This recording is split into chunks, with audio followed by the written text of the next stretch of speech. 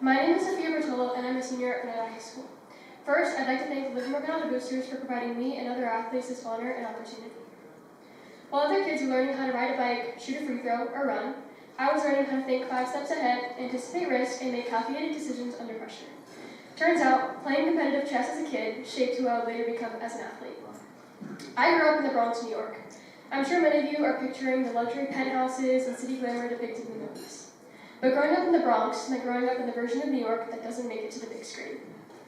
The broken crosswalks, vandalized buildings, and underfunded schools don't match the city magic. But that's where my story begins. I attended PS 119 in District 8 off of Pugsley Avenue. We were underfunded and overcrowded, but grateful nonetheless to have access to education. With a lack of athletic opportunities, I turned to the only opportunity for competition at hand, chess. My journey with chess was short, only lasting 2 years. At the start of 3rd grade, I was presented with an opportunity I had dreamed of. We were going to have a basketball program. I was one of 4 girls to try out, and I was awful, honestly. I made the practice squad for our C team, but I was so excited to play. The following year, nothing really changed, but the year after that, everything changed. My dad, who at this point was working a full-time job and pursuing his MBA at NYU, realized how passionate I was about basketball and began practicing with me. We'd go to the battered-up courts by our house and practice for hours. His schedule usually left little time for us to connect, but this practice time let me see him more often.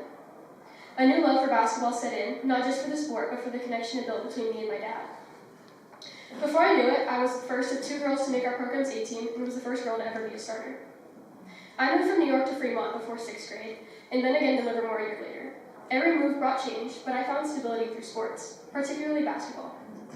Just as I was hitting my stride, COVID shut everything down. I adapted, as we all did, and I trained alone, using the fire pit in my backyard as a step-up box and the wall as a passing partner.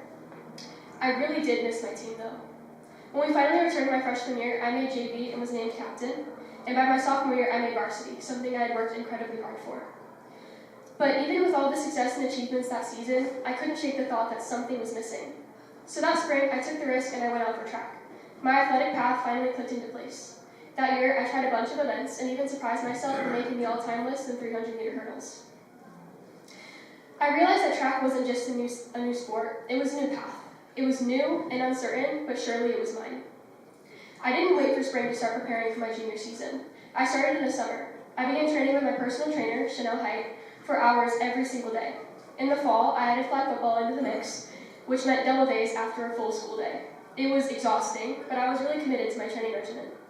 When winter rolled around, I made one of the hardest decisions of my athletic career. I stepped away from basketball to train full-time for track. It wasn't an easy decision, but I knew if I wanted the breakout season I dreamed of, I needed to. That track season was filled with accomplishments and memories, the most notable being making 3 all-time lists at Granada. I was named captain of the hurdles team and had the privilege of competing at E-ball championships, where I placed 6th overall on the 300-meter hurdles. My success that season seemed exponential. Every meet brought a new personal record and brought me that much closer to my ultimate goal, NCS Meet of Champions. My greatest disappointment would come at NCS Tri-Valley, where I ran far off my PR and I didn't move on.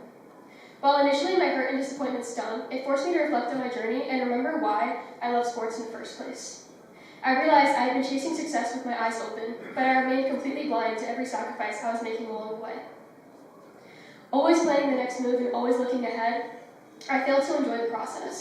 It set in that my impact wouldn't come from a list of titles attached to my name, but rather from the relationships I built, the lessons I taught, and the way I showed up for others. It wasn't just about crossing the finish line first. It was about who I ran with, what I gave to my team along the way, and how I ran the race.